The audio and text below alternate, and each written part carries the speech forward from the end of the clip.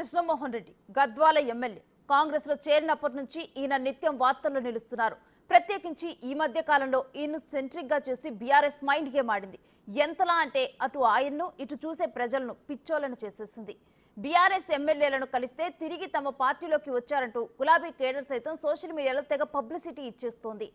తీరా scene cut చేస్తే బండ్ల కృష్ణమోహన్ రెడ్డి తాను కాంగ్రెస్ లోనే ఉన్నట్లు స్పష్టం చేశారు. అందుకు సంబంధించి గులాబీ నేతల నోళ్లకు తాళం పడేలా ఆయన సీఎం రేవంత్ ను కలిశారు.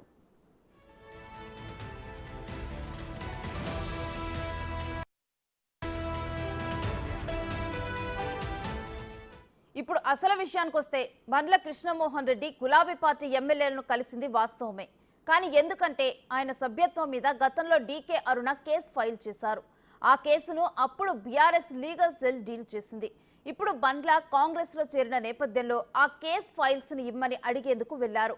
అలా వెళ్లి కలవటమే late BRS social media wing mind ను గేమ్ షురూ చేసేసింది. బండ్ల తిరిగి తమ పార్టీలోకి వచ్చేశాడని వైడ్ గా పబ్లిసిటీ చేసింది. పొలిటికల్ గా కాంగ్రెస్ ని దెబ్బ కొట్టేందుకు అదో అవకాశంగా మలుచుకుంది. ఆ దిశగా 2 రోజులుగా ఎంత చేయాలో అంతా చేసేసింది. కానీ ఫలితం లేకుండా పోయింది.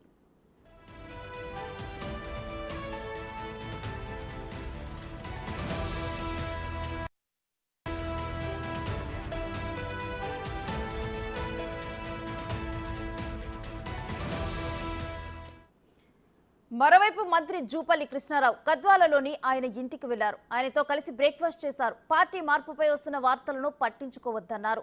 ఇలా కలిసిన మరుసటి రోజే బండ్ల సీఎం రేవంత్ రెడ్డిని కలవడంతో బీఆర్ఎస్ ఆడిన గేమ్ కి చెక్ పడింది. ఇందులో కాంగ్రెస్ బీఆర్ఎస్ కు మరోసారి ఓటమి రుచి చూపించింది.